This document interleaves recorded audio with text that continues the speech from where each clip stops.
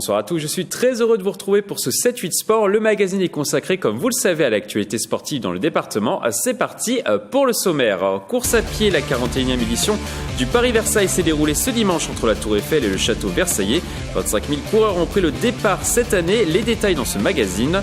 Baseball, les Cougars de Montigny-le-Bretonneux ont pris une sérieuse option sur les demi-finales de play-off de première division. Les Ignymontins mènent 2-0 face à Montpellier. Nous recevrons dans quelques instants l'entraîneur de l'équipe, Rodolphe Lemeur, sur ce plateau. Golf, une Ryder Cup étudiante baptisée Youngers Cup était organisée la semaine dernière par l'Université de Versailles 50 ans en Yvelines à Plaisir et au golf de Jardy.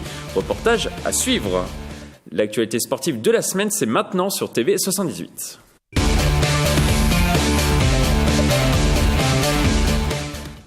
On commence donc par de la course à pied. On fêtait ce week-end la 41e édition du Paris-Versailles, course mythique de 16 km qui relie la Tour Eiffel au château versaillais. Cette année, 25 000 coureurs ont voulu se tester sur ce parcours. Un montage de Sandrine Fontaille.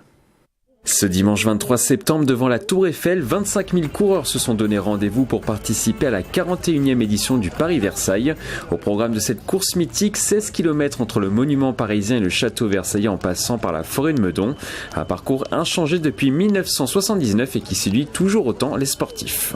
C'est la première fois que je le fais en plus et franchement c'est super parce qu'en plus des courses en ligne ça devient de plus en plus rare où on part d'un point à un autre et le décor extra sur la fin avec la nature.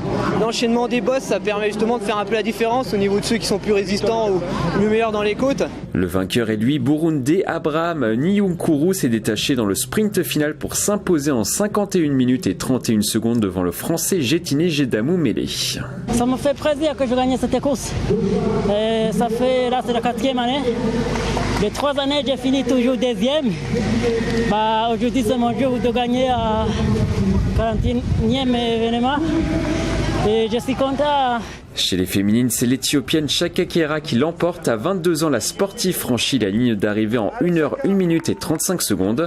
Elle devance la Française Laurie Lindenkens de 2 minutes. Tout ce beau monde devra se retrouver l'année prochaine pour une 42e édition du Paris-Versailles. On ouvre maintenant une page rugby dans le championnat de division honneur. Les rugbyman ont repris le chemin de la compétition. Versailles faisait sa rentrée sur le terrain de Montesson et les Versaillais ont remporté leur premier match dans la douleur en s'imposant 21-18. Une victoire qui permet de lancer la saison du RCV qui vise cette année une montée en Fédéral 3 avec un gros recrutement effectué à l'intersaison. Prochain match dimanche prochain à domicile au stade de Porchefontaine contre le ROC Giffois. Toujours dans le championnat de division honneur, le Sky Rugby a repris son championnat par un festival offensif avec à la clé une victoire 26-5 sur le terrain de Melun-Comps-Sénart 77.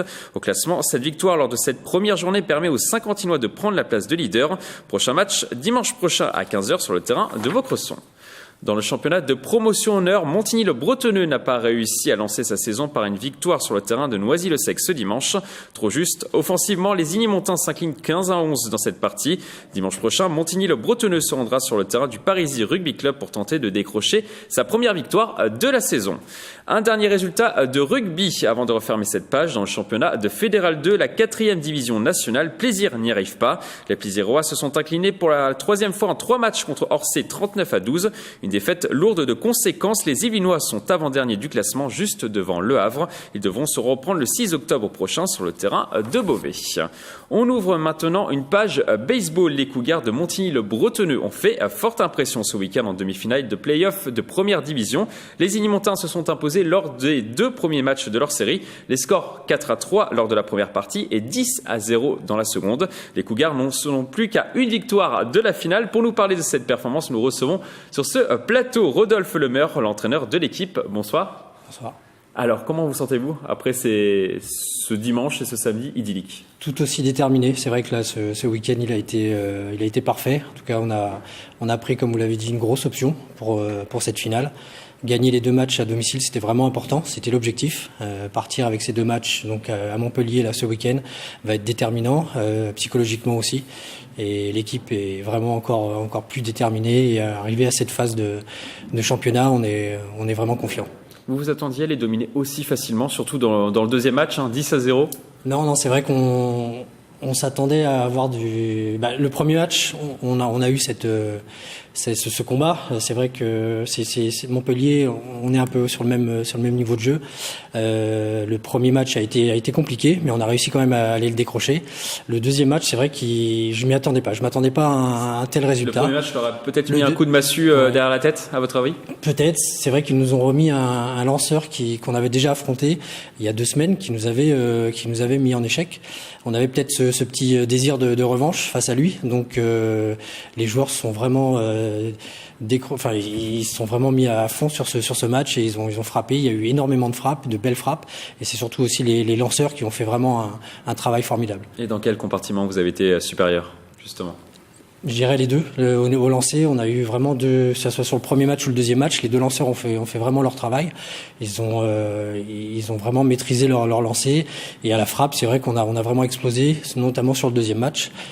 Tout le travail aussi de l'entraînement toute la préparation qu'on a fait, juste avant, donc après la coupure du mois d'août, qui est vraiment un peu dommageable, c'est vrai pour ce championnat, mais on a vraiment beaucoup travaillé et les efforts ont payé.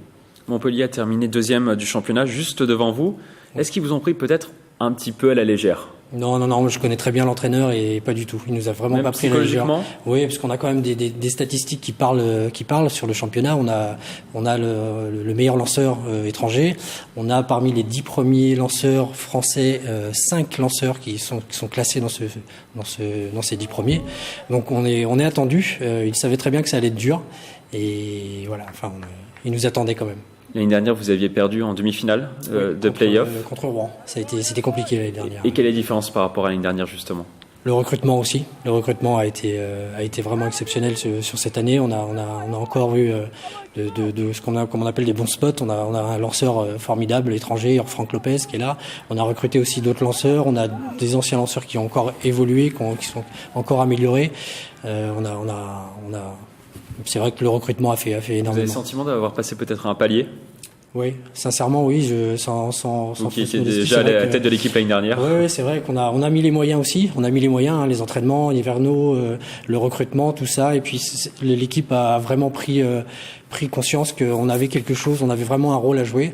Déjà l'année dernière, en revenant dans cette division 1, en finissant 4e, on a eu beaucoup de gens qui nous ont sollicités, qui sont venus. On a fait une grosse sélection et la sélection a été payante.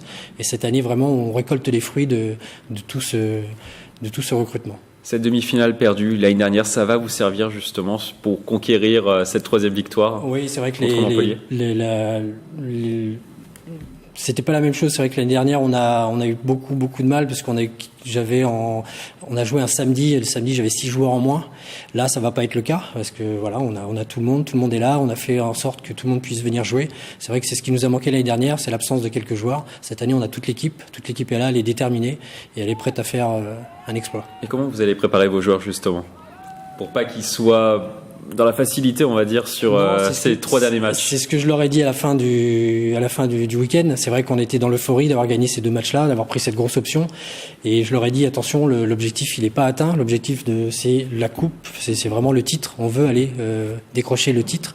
Donc, il fallait qu'ils restent dans cette détermination et que tout se joue au mental, hein. Vous savez, le baseball, c'est ce qu'on dit souvent, c'est 80% de mental. Tout se joue dans la tête, donc il faut qu'on reste dans cette dynamique et avec cette détermination qui nous a aidé à prendre ces 2 matchs ce week-end. Vous allez être favori sur ces matchs? Pour la finale? Vous serez forcément sur la demi-finale. Sur le match oui, forcément, quand vous arrivez avec 2 victoires, vous êtes favori. Maintenant, personne nous attendait, les pronostics ne nous donnaient pas favoris.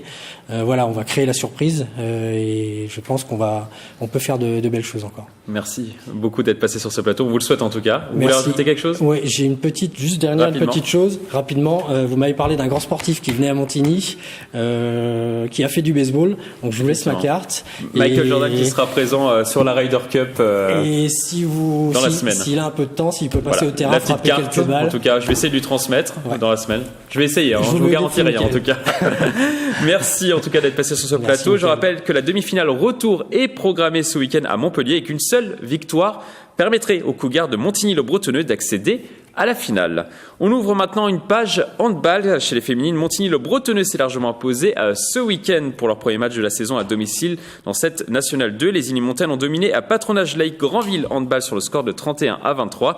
Un festival offensif qui permet aux joueuses de Denis Cholet de remonter à la 9e place du classement après 2 journées avec un bilan à l'équilibre d'une victoire et une défaite depuis le début de la saison.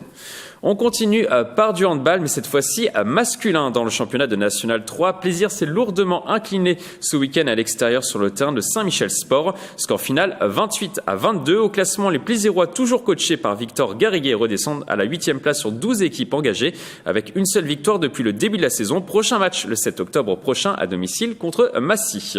On continue par du football et la première division de district ont joué ce week-end. La 2e journée du championnat, Plaisir s'est imposé ce dimanche contre Houille sur le score de 2-1. Un résultat qui permet aux Plaisirois d'occuper la 2e place du classement. De son côté, le Chénet n'a fait qu'une bouchée de Gargenville. Score final 5-1. Guyancourt et Montesson se sont neutralisés 2 buts partout. Sartrouville s'impose contre le FC Montois 3-1. Marly-le-Roi domine Ardricourt 2-0. Enfin, Maurepas s'incline 1-0 contre Carrière-Grésillon. On ouvre une page golf. La fièvre de la Ryder Cup a également touché l'université de Versailles-Saint-Quentin en Yvelines.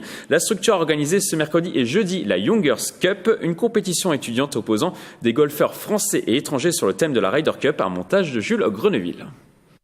Des polos rouges et bleus sur un parcours de golf. Ce mercredi 19 septembre, l'esprit de la Ryder Cup s'est emparé du golf Isabella de Plaisir à l'occasion de la première édition de la Youngers Cup. Le concept, la compétition oppose des étudiants français et étrangers. Un rendez-vous imaginé et organisé par l'université de Versailles-Saint-Quentin-en-Yvelines.